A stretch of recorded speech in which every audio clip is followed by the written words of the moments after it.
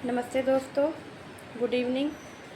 मैं पूजा सहाय आज फिर आपको 50 क्वेश्चन लेके आपके लिए 50 क्वेश्चन लेके आई हूँ हिंदी के, जो कि आपकी यूजीसी नेट, जीआईसी प्रवक्ता, एंटी ग्रेड और टीजीटी पीजीटी के एग्ज़ाम के लिए बहुत ही हेल्पफुल है। दोस्तों, मेरी वीडियो अगर आपको अच्छी लगी होगी, अभी तो मैं आगे पेपर सॉल्व कराऊंगी, तो आप उसको सब्सक्राइब कर दीजिएगा और लाइक और शेयर कर दीजिएगा। तो चलिए आगे बढ़ते हैं क्वेश्चन पे हम।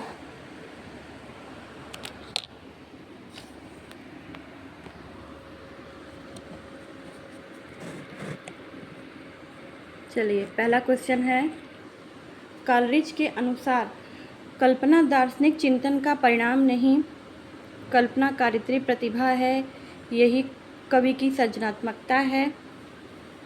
कल्पना की मूल प्रकृति केवल अनुकृति परक है, कल्पना में वैज्ञानिक श्रृंखलता नहीं होती। निम्नलिखित में से सही विकल्प चुनिए। आपको 4 ऑप्शन दिए हैं, उसमें से आपको सही विकल्प को चुनना है।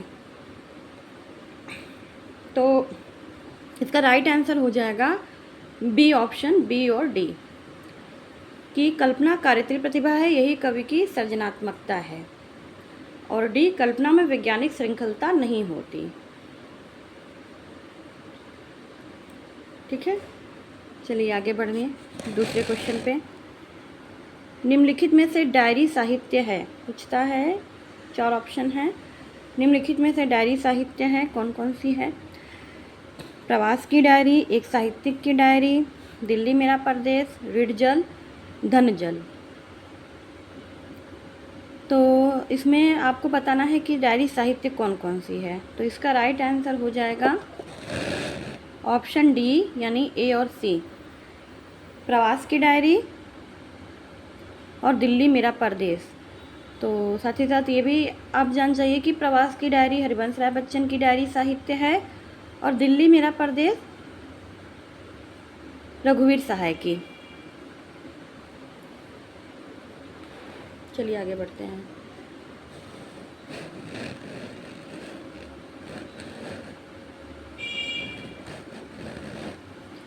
तीसरा है, अरस्तु के विरेचन पद की व्याख्या विद्वानों ने किन अर्थों में की है? अरस्तु के विरेचन पद की व्याख्या विद्वानों ने किन अर्थों में की है? धर्मपरक, राजनीतिपरक, कलापरक, अर्थपरक। इसका राइट आंसर हो जाएगा ऑप्शन ए और सी, धर्मपरक और कलापरक।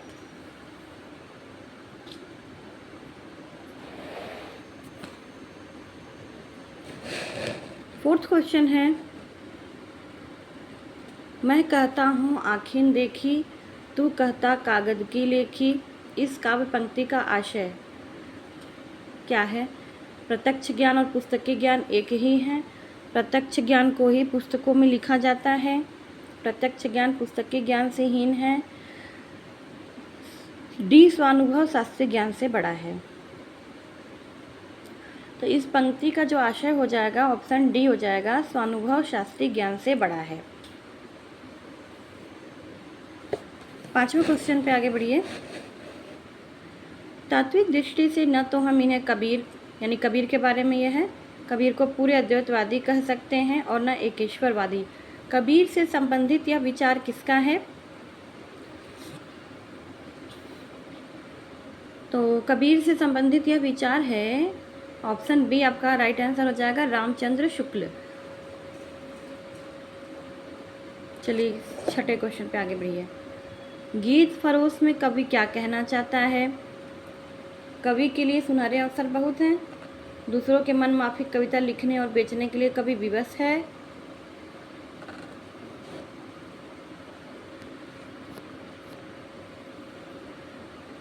कवि पैसे के लिए गीत लिखता है, या कवि ज्ञान और संवेदना से हीन होता जा रहा है। तो इसका आंसर हो जाएगा बी, दूसरों के मन माफिक कविता लिखने और बेचने के लिए कवि विवश है। और गीत फरोश भवानी प्रसाद मिश्र की रचना है। चलिए 7वां क्वेश्चन, कीने हूँ कोरिक जतन, अब कहीं काढ़े कोनू, भो मन रूप मिली पानी में को लोनू। इस दोहे के संबंध में क्या सही है? ए, इसमें नायिका का कृष्ण के प्रति अनन्य प्रेम व्यंजित है।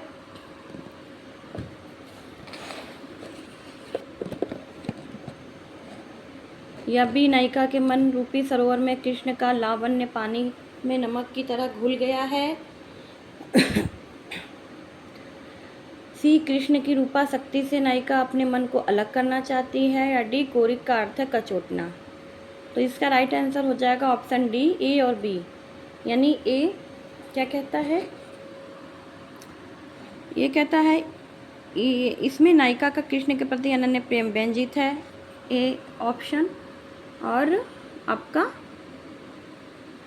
बी ऑप्शन, नायिका के मन रूपी सरोवर में कृष्ण का लावण्य पानी में नमक की तरह घुल गया है। मतलब दोनों एकदम एकाकार हो गए हैं। चलिए ऑप्शन 8 पे आगे बढ़ते हैं हम। अंधा युग के निम्नलिखित संवादों को उनके पात्रों के साथ सुमेलित कीजिए।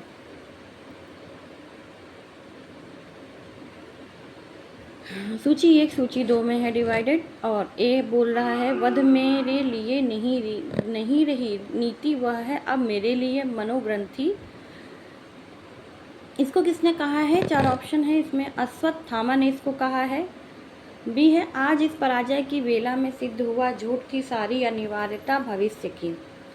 इसको किसने कहा है? तो इसका हो जाएगा बी का पहला, वृद्ध याचक ने।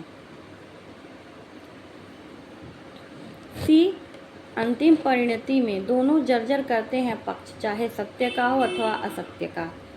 तो ये युयुत्सु ने कहा है।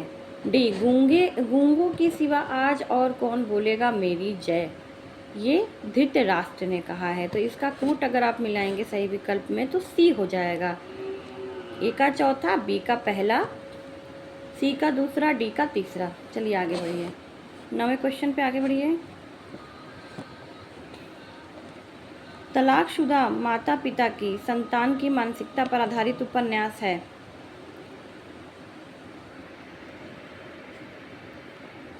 तलाकशुदा माता पिता की संतान की मानसिकता पर आधारित उपन्यास है। ए, महाभोज, बी, अंधेरे बंद कमरे, सी, आपका बंटी, डी, शेखर एक जीवनी। इसका राइट आंसर क्या है? इसका राइट आंसर हो जाएगा सी, आपका बंटी, जो कि मन्नू भंडारी जी का उपन्यास है। इसमें तलाकशुदा माता पिता के बीच बंटी जो है वो पिसता है, मतलब वो सफ़र करता है हम लोग के बीच, इसी की ये आधारित रचना है। चलिए आगे बढ़िए 10वें क्वेश्चन पे। निश्चय का संबंध किस विचारधारा से है? मनोविश्लेषणवाद, उत्तराधुनिकतावाद, मार्क्सवाद, अस्तित्ववाद। ये हैं बी, इसका राइट आंसर हो जाएगा उत्तर आधुनिकतावाद। 11वां क्वेश्चन। प्रकाशन काल के अनुसार निम्नलिखित निबंध संग्रह का सही अनुक्रम क्या है?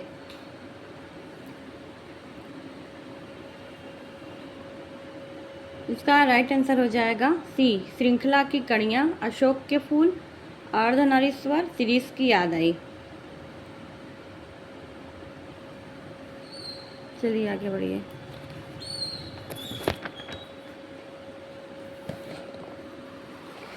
आते हैं 12वें क्वेश्चन पे अपने। देखिए 12वां क्वेश्चन क्या है? बिंब के अनिवार्य तत्व हैं। बिंब के अनिवार्य तत्व हैं। ए, विवरणात्मकता, बी, कल्पना, सी, सपाट बयानी, या डी, इंद्रियता। तो सबसे पहले तो दोस्तों विवरणात्मकता इसमें नहीं होगा, बिंब में सपाट बयानी भी नहीं होगी, बचा ऑप्शन बी और डी, कल्पना होता है और इंद्रियता होता है। तो बी और डी यानी ए ऑप्शन आपका सही हो जाएगा। चलिए 13वां क्वेश्चन। प्रकाशन काल के अनुसार निम्नलिखित उपन्यासों का सही अनुक्रम क्या है? प्रकाशन काल के अनुसार निम्नलिखित उपन्यासों का सही अनुक्रम क्या है? परीक्षा गुरु, गोदान, शेखर एक जीवनी, तमस। बी है गोदान, शेखर एक जीवनी, परीक्षा गुरु, तमस। सी है परीक्षा गुरु, तमस, गोदान, शेखर एक जीवनी, या डी, शेखर एक जीवनी, तमस, गोदान, परीक्षा गुरु। तो इसका राइट आंसर हो जाएगा ए, परीक्षा गुरु, गोदान, शेखर एक जीवनी और तमस। लाला श्रीनिवास दास जी हैं इसके रचयिता। परीक्षा गुरु उपन्यास के प्रथम आधुनिक ढंग का यह पहला उपन्यास है। गोदान मुंशी प्रेमचंद जी की है, शेखर एक जीवनी अज्ञे जी की, तमस भीष्म साहनी जी की है, जो कि भारत विभाजन पर आधारित है तमस। चलिए आगे बढ़िए। देखिए निर्देश, इस प्रश्न में दो कथन दिए गए हैं, इनमें से एक अदर्शन है, दूसरा रीजन है। तो चौथावां क्वेश्चन है, दर्शन बोल रहा है काव्य का सर्वस्व अलंकार है, क्योंकि केवल अलंकारों से ही कविता कामिनी का आंतरिक और बाह्य सौंदर्य निखरता है।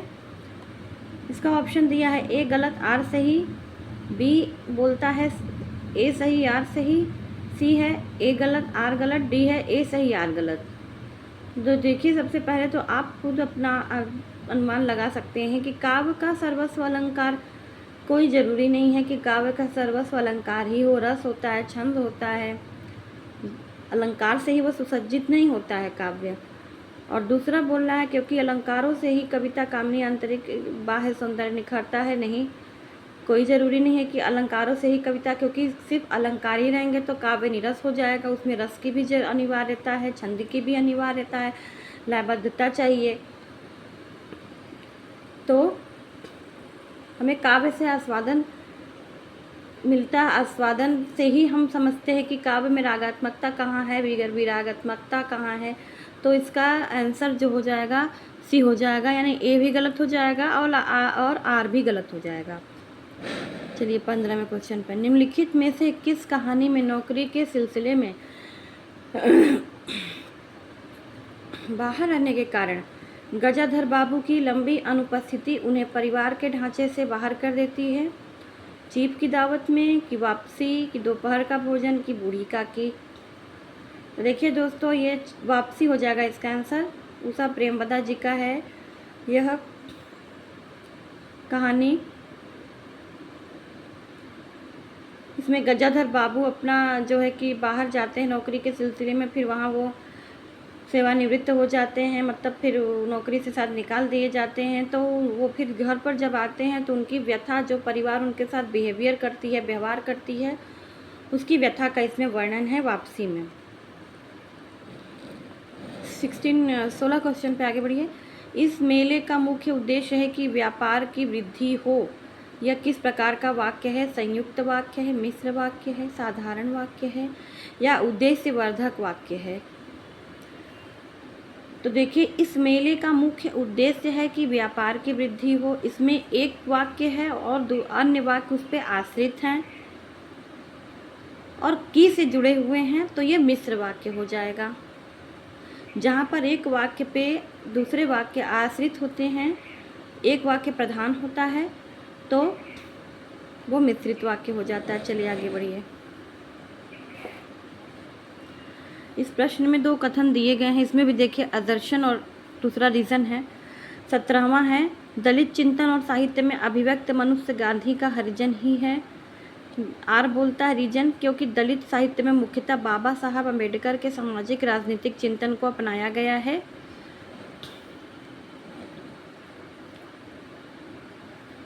तो देखिए यहाँ पर हो जाएगा आर तो सही हो जाएगा, लेकिन ए गलत है, क्योंकि दलित चिंतन और साहित्य में अभिव्यक्त मनुष्य गांधी का हरिजन नहीं है। हरिजन ही है बोलना है, लेकिन ऐसा नहीं है, हरिजन नहीं है। तो इसका राइट आंसर हो जाएगा ए गलत और आर सही, यानी ए ऑप्शन।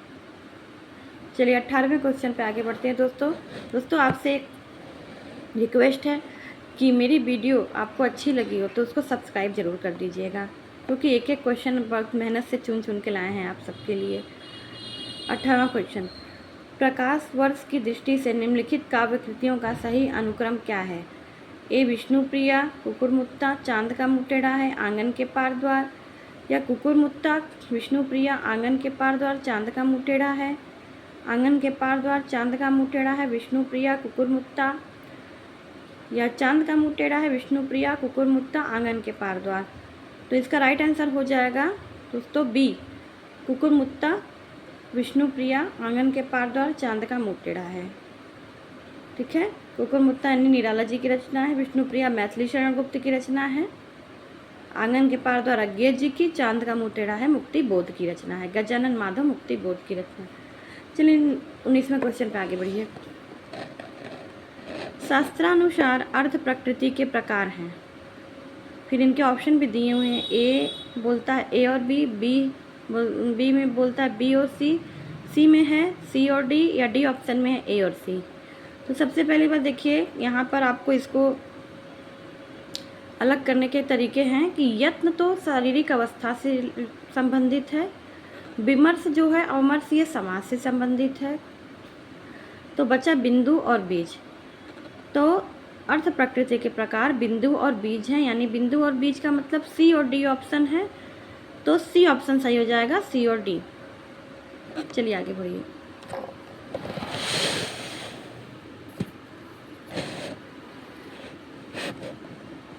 आगे क्वेश्चन में आगे बढ़िए। बी बोलता है अंधेरे में कविता से संबंधित कौन सी टिप्पणियां रामविलास शर्मा की हैं।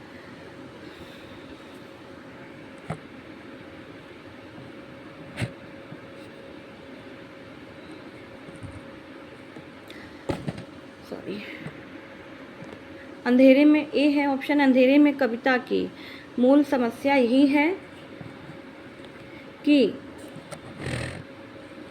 सेटिंग करने बड़ा कर।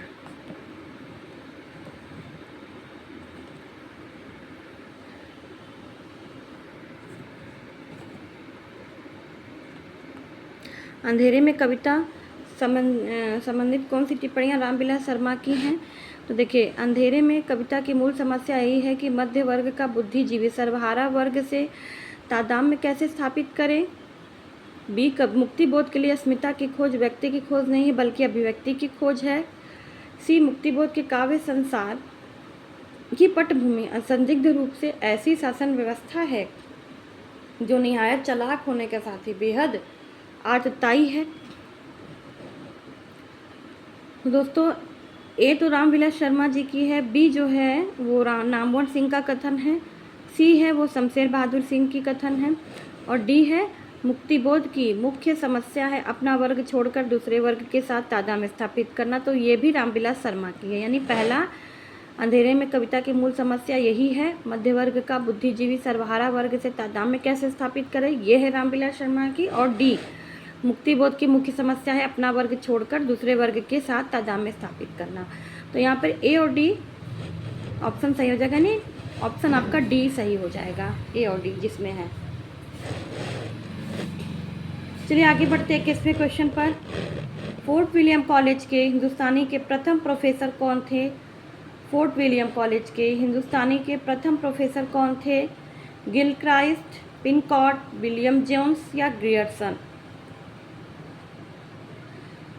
तो फोर्ट विलियम कॉलेज जो कि 1800 ईस्वी में उसकी स्थापना हुई थी। ठीक है दोस्तों,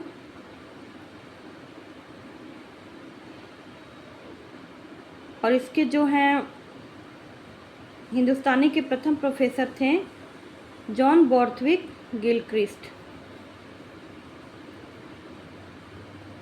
ठीक है, चलिए आगे बढ़िए। 22वां, सिद्धों से संबंधित रामचंद्र शुक्ल के कौन से कथन सही हैं। ए वज्रयान में आकर महासुखवाद का प्रवर्तन हुआ। बी नाथ पंथ सिद्धों की परंपरा से नहीं निकला है। सी सिद्धों का साहित्य शुद्ध साहित्य के अंतर्गत नहीं आता है। डी सिद्धों की बानियां सांकेतिक नहीं है।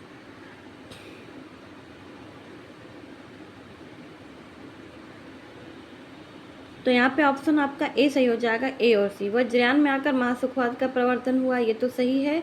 और सी सिद्धों का साहित्य शुद्ध साहित्य के अंतर्गत नहीं आता। ए ऑप्शन सही हो जाएगा, ए और सी। 23वें क्वेश्चन पे आगे बढ़ते हैं दोस्तों। कवि कर्म और काव्य भाषा किस आलोचक की समीक्षा कृति है। मलयज की, रामस्वरूप चतुर्वेदी की, परमानंद श्रीवास्तव की या प्रभाकर क्षत्रिय की। कवि कर्म और काव्य भाषा देखिए बहुत प्रसिद्ध आलोचनात्मक ग्रंथ है, जो कि है परमानंद श्रीवास्तव जी की।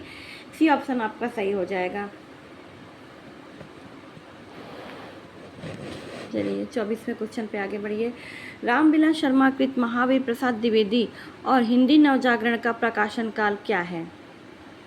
तो यह है 1977। बी ऑप्शन सही हो जाएगा, 1977। 25वें क्वेश्चन पे आगे बढ़िए। निम्नलिखित में से गीति नाट्य है अग्निलीक, बी उन्मुक्त, सी नेपथ्य राग, डी त्रिशंकु। तो देखिए यहाँ पर गीति नाट्य पूछ रहा है, तो यहाँ पे हो जाएगा आपका अग्निलीक और बी उन्मुक्त। अग्निलीक भारत भूषण अग्रवाल जी का है और उन्मुक्त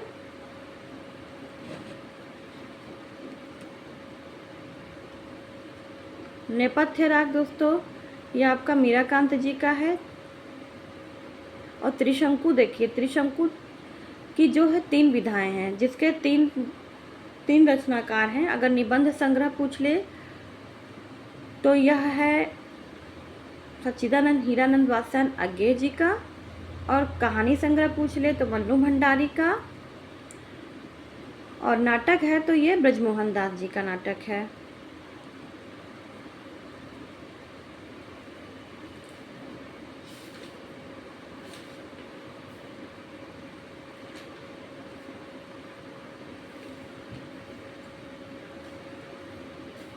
चलिए आगे बढ़ते हैं।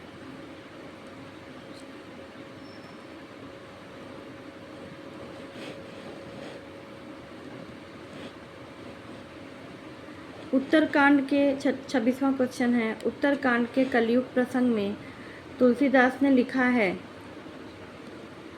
आचारहीन और वेद विरोधी लोग ज्ञानी और सन्यासी का लाएंगे, माता पिता अपने बच्चों को मानव धर्म की शिक्षा देंगे, पत्नी के मर जाने और घर गृहस्थी और संपत्ति के नष्ट हो जाने के बाद लुटे पीटे लोग ही संन्यास ग्रहण करेंगे, कलयुग में अच्छा समय होगा और लोग सुखी होंगे। तो इसका ऑप्शन हो जाएगा ए और सी।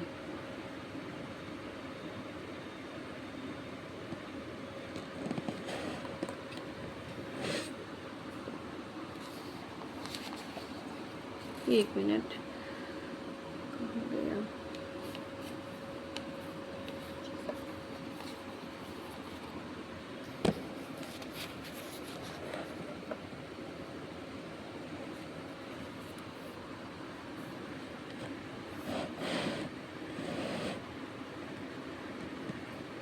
चलिए आगे बढ़ते हैं दोस्तों।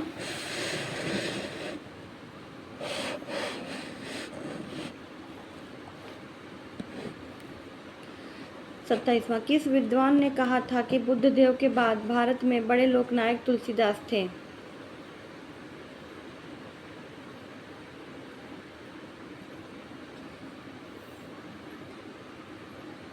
कामिल बुल्के ने, जॉर्ज ग्रियर्सन ने, विलियम जोन्स ने या विलियम कैरी ने? इसका राइट आंसर हो जाएगा दोस्तों जॉर्ज ग्रियर्सन ने। बुद्ध देव के बाद भारत में सबसे बड़े लोकनायक तुलसीदास थे। किसने कहा था? जॉर्ज ग्रियर्सन ने।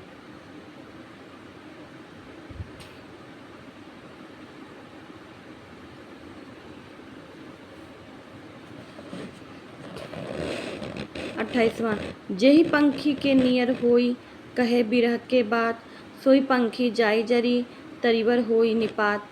ऊहात्मकता के अतिरिक्त उक्त पंक्तियों में व्यक्त भाव की क्या विशेषता है? इसमें प्रेम की विलक्षणता नहीं, बी कवि वेदना के स्वरूप विश्लेषण में नहीं, तप की मात्रा नापने में प्रवृत्त है, सी इसमें विरह ताप के वेदनात्मक स्वरूप की अत्यंत विशद व्यंजना की गई है, डी इसमें संतरास युक्त श्रृंगार के कारण स्वाभाविक प्रेम की व्यंजना नहीं हुई है। तो सबसे पहले तो दोस्तों यह जो पंक्ति है वो मलिक मोहम्मद जायसी की है, पद्मावत की में से, और यह नागमती वियोग खंड में से लिया गया है। नागमती वियोग खंड से यह पंक्ति ली गई है। तो इसमें आंसर सी हो जाएगा, ऑप्शन सी इसमें विरह ताप के वेदनात्मक स्वरूप की अत्यंत विशद व्यंजना की गई है। चलिए 29वें क्वेश्चन पे आगे बढ़िए। निम्नलिखित काव्य पंक्तियों को उनके रचनाकारों के साथ सुमेलित करिए। कौन परी यह बानी अरिनित नीर भरी गगरी ढरकावै। गुलगुली गिल में गलीचा है, गुनी जन है चांदनी है, चिक है चिरागन की माला है। सेवर सिपाही हम उन राजपूतन के दान, युद्ध जुरिबे में नेकू जे न मुड़के। अभिधा उत्तम काव्य है, मध्य लक्षणानीन, अधम व्यंजना रस विरस, उल्टी कहत नवीन। तो देखिए दोस्तों, सबसे पहले तो अभिधा उत्तम काव्य है, मध्य लक्षणालीन, यह देव जी की हो जाएगी। कौन परी या बानी अरि नित नीर भरी गगरी ढरकावे, प्रताप शाही का हो जाएगा। गुलगुली गील में गलीचा है, गुनी जन है चांदनी में, चिक है चिरागन की माला, पद्माकर का हो जाएगा। सेवर सिपाही हम राजपूतन के दान, युद्ध जुरिबे में नेकू जे न मुड़के, यह ठाकुर जी की हो जाएगी। तो इसका राइट आंसर हो जाएगा आपका बी ऑप्शन, यानी ए का चौथा। देखिए ए का चौथा, बी का दूसरा पद्माकर, बी का दूसरा, सी का तीसरा ठाकुर और डी का पहला देव। तो चलिए आगे बढ़ते हैं।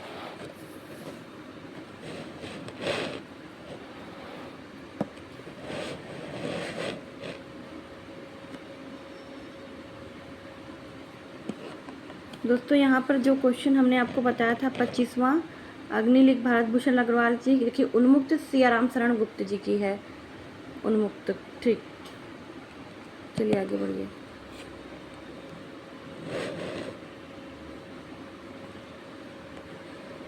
रचना काल की दृष्टि से 30 क्वेश्चन, निम्नलिखित कवियों का सही अनुक्रम क्या है। केशवदास बिहारी भूषण सेनापति, या सेनापति केशवदास बिहारी भूषण, या सी भूषण केशवदास सेनापति बिहारी, या डी केशवदास सेनापति भूषण और बिहारी।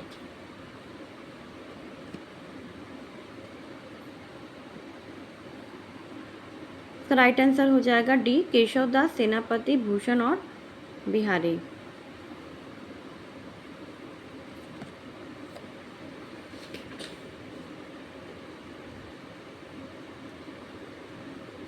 दोस्तों एक क्वेश्चन जो आपको मैंने बताया था 25वां, माफ़ी चाहती हूँ, मैं उस पर वापस जा रही हूँ। मुझे उसमें आपको त्रिशंकु के बारे में बताना है। जो त्रिशंकु नाट्य पूछा है, त्रिशंकु 4 ऑप्शन में त्रिशंकु के बारे में पूछा है। तो त्रिशंकु देखिए 3 विधाएं हैं त्रिशंकु की, उसको आप नोट कर लीजिएगा, बहुत इंपॉर्टेंट क्वेश्चन है, पूछता भी है कि ये आपको कन्फ्यूज करने के लिए ये क्वेश्चन दिया जाता है। अगर निबंध संग्रह पूछ लेगा त्रिशंकु की 3 विधाएं हैं, यानी 3 लोगों ने इसकी रचना की है। कौन कौन से?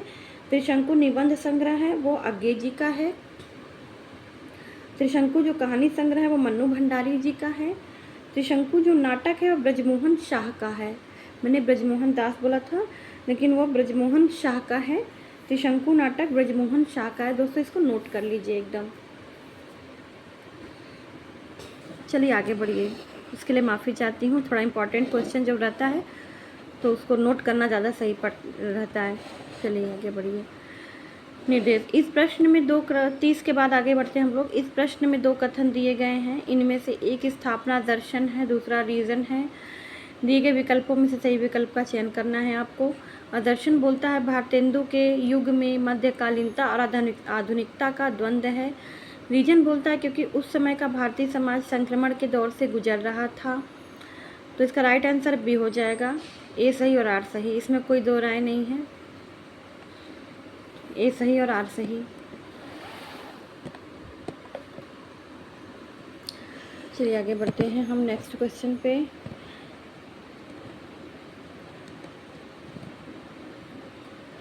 इसमें भी देखिए दर्शन रीजन है 32वें में। जैसे विश्व में विश्वात्मा की अभिव्यक्ति होती है वैसे ही नाटक में रस की, क्योंकि संघर्ष की नाट्य स्थितियों में ही रसास्वादन की प्रक्रिया विकसित होती है।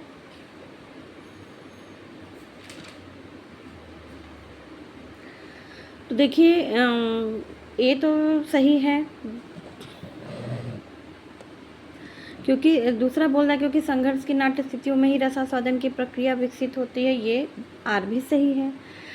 क्योंकि जब हम काव्य नाट्य की जब हम रचना लिखते हैं या तो उसमें जब हमारे आंतरिक द्वंद्व और मानसिक द्वंद्व दोनों उसमें निहित होते हैं, आस्वादन उसकी निष्पत्ति में, काव्य की निष्पत्ति में आस्वादन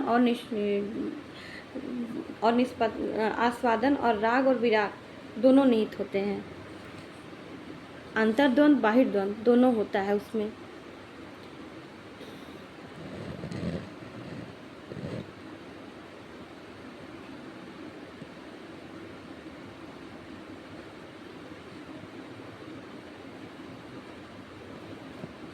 तो ए सही और आर सही, ए सही हो जाएगा।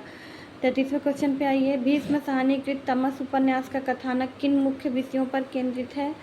विभाजन की त्रासदी, सामाजिक विषमता, श्री विमर्श, सांप्रदायिक विद्वेष। तो यहाँ पे हो जाएगा विभाजन की त्रासदी और सांप्रदायिक विद्वेष। इन्हीं की जो तमस उपन्यास है विभाजन की त्रासदी और सांप्रदायिक विद्वेष की पृष्ठभूमि पे ही लिखा गया है। इसकी पृष्ठभूमि यही है, ए और डी। मैंने भावना में 34वां क्वेश्चन दोस्तों, मैंने भावना में एक भावना का वर्णन किया है। मेरे लिए यह वह संबंध और संबंधों से बड़ा है। मैं वास्तव में अपनी भावना से प्रेम करती हूँ जो पवित्र है, कोमल है, अनश्वर है। यह संवाद किस पात्र का किसके प्रति है?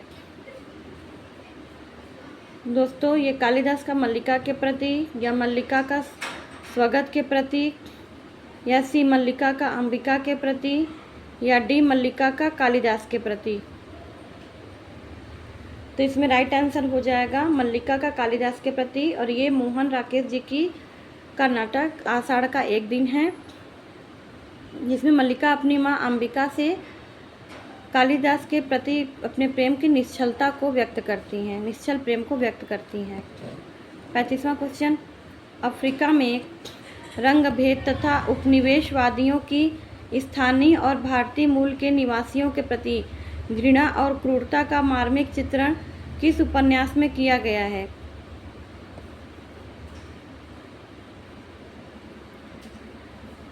ए ऑप्शन है पहला गिरमिटिया, बी जुगलबंदी, सी परिशिष्ट, डी तीसरी सत्ता।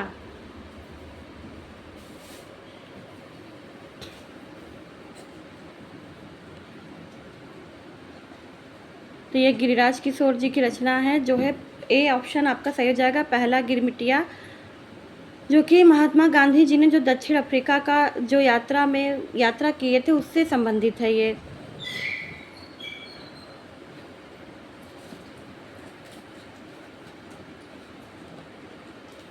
गिरिराज किशोर के द्वारा लिखित उपन्यास है। महात्मा गांधी के दक्षिण अफ्रीकी प्रवास और वहाँ के जो रंग भेद और औपनिवेशिक उत्पीड़न के खिलाफ किए गए संघर्ष थे उस पर आधारित है यह।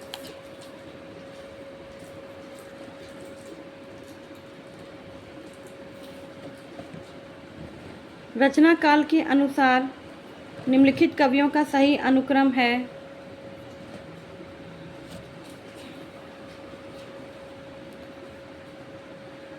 सरहपा, पुष्पदंत, अद्दाहमाण, लुइपा, या बी लुइपा, सरहपा, अद्दाहमाण, पुष्पदंत,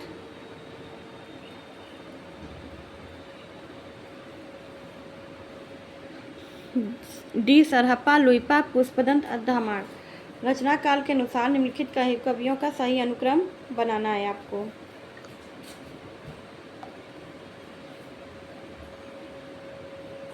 बनाइए, क्या बनेगा?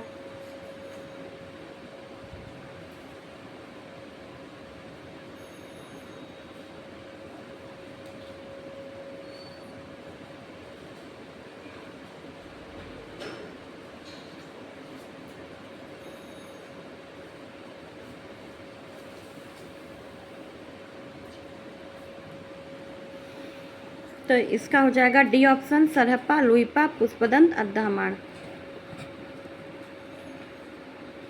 37वां क्वेश्चन दोस्तों आपके स्क्रीन पर है। इनमें से कौन से अलंकार सादृश्य मूलक हैं?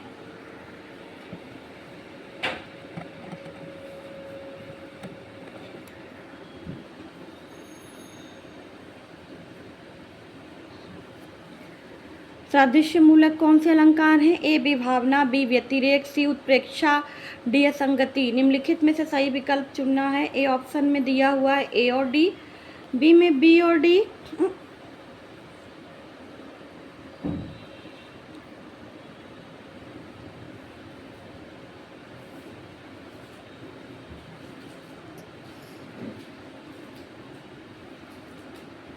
तो इसका राइट आंसर क्या होगा?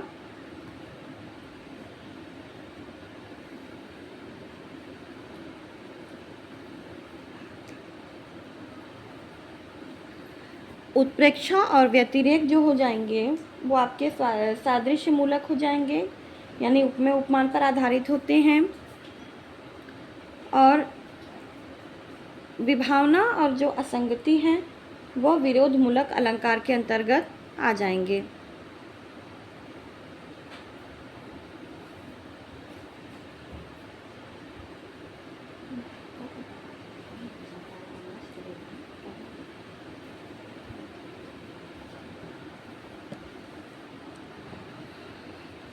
ठीक है, विभावना और असंगति जो है वह विरोध मूलक अलंकार के अंतर्गत आ जाते हैं, और उत्प्रेक्षा और व्यतिरेक सादृश्य मूलक यानी उपमेय और उपमान पर आधारित हैं हो जाते हैं। तो आपका ऑप्शन यहाँ पे हो जाएगा, सादृश्य मूलक पूछा है तो इसमें आपका हो जाएगा ऑप्शन ए और सॉरी बी और सी।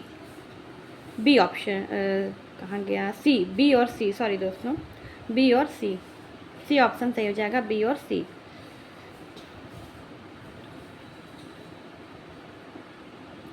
चलिए आगे बढ़िए 38वें क्वेश्चन पे।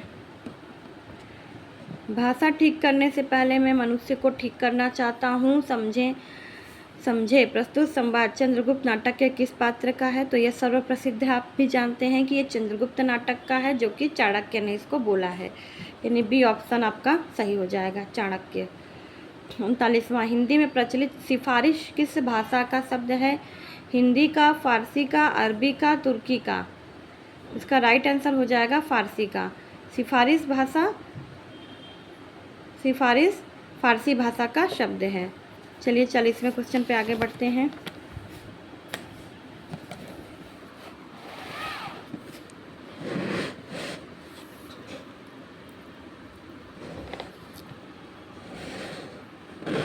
प्रकाशन काल के अनुसार निम्नलिखित कहानियों का सही अनुक्रम क्या है? परिंदे, ईदगाह, आकाशदीप। उसने कहा था आकाशदीप, ईदगाह, परिंदे, या आकाशदीप, परिंदे, उसने कहा था ईदगाह, या ईदगाह, आकाशदीप, परिंदे, उसने कहा था। तो इसका सही अनुक्रम हो जाएगा बी, उसने कहा था आकाशदीप, ईदगाह, परिंदे। चंद्रधर शर्मा गुलेरी जी का है, उसने कहा था आकाशदीप। जयशंकर प्रसाद का है ईदगाह। मुंशी प्रेमचंद जी का है परिंदे। निर्मल वर्मा का है। सब कहानियाँ का क्रम यही बनेगा, बी ऑप्शन सही हो जाएगा।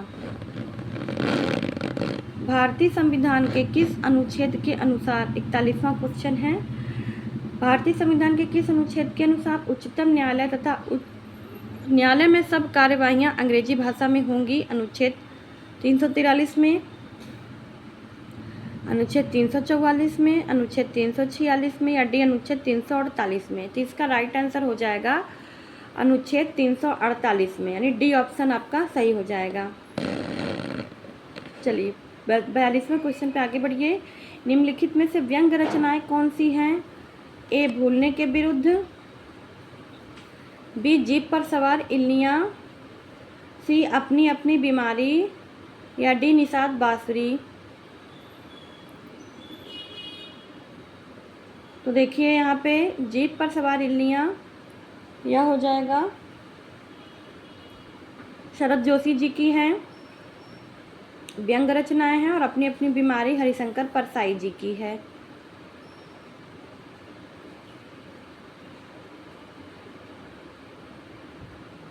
भूलने के विरुद्ध रघुवीर सहाय जी की है। निषाद बांसुरी कुबेरनाथ राय के ललित निबंध है। कुबेरनाथ राय जी का जो निषाद बांसुरी है वो ललित निबंध है, इसको नोट कर लीजिएगा। अगर ललित निबंध में पूछे तो निषाद बांसुरी कुबेरनाथ राय जी का निबंध ललित्य है यह। और निम्नलिखित व्यंग रचनाओं की जो क्रम है वो आपका ऑप्शन हो जाएगा बी और सी, यानी डी ऑप्शन आपका सही हो जाएगा। चलिए 43वां क्वेश्चन, निम्नलिखित आचार्यों का सही अनुक्रम चुनिए, कालक्रम चुनिए। ए रुय्यक कुंतक आनंदवर्धन दंडी, या कुंतक आनंदवर्धन रुय्यक दंडी, या आनंदवर्धन दंडी रुय्यक कुंतक, या डी दंडी आनंदवर्धन कुंतक रुय्यक। तो देखिए इसका राइट आंसर हो जाएगा डी दंडी आनंदवर्धन कुंतक रुय्यक।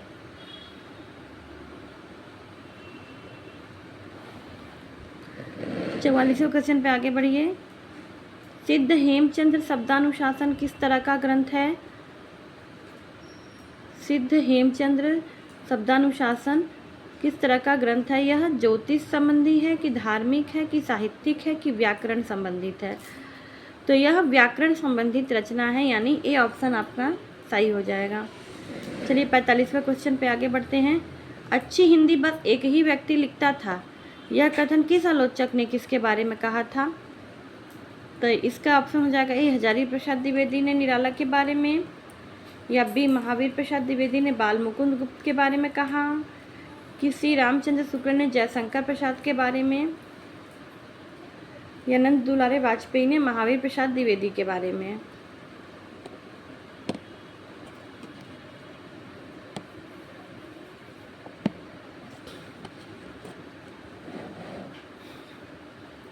अच्छी हिंदी बस एक ही व्यक्ति लिखता था, या महावीर प्रसाद द्विवेदी ने बाल मुकुंद जी के बारे में कहा था, यानी बी ऑप्शन सही हो जाएगा। उनकी भाषा पे इतनी अच्छी पकड़ थी, स्पष्टता थी कि उसके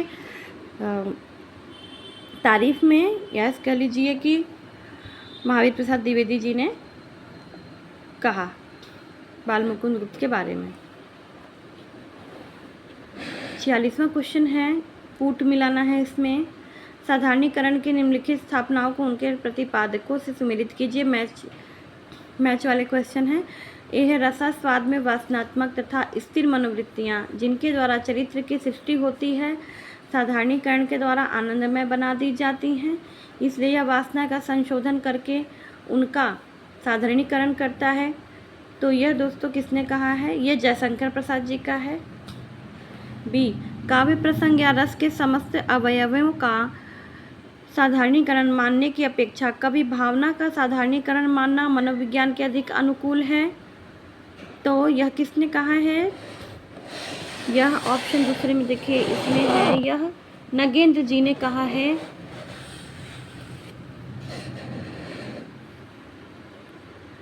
सी लोक हृदय की यह सामान्य अंतर्भूमि परख कर हमारे यहाँ साधारणीकरण सिद्धांत की प्रतिष्ठा की गई है। यह सामान्य अंतर्भूमि कल्पित या कृत्रिम नहीं है।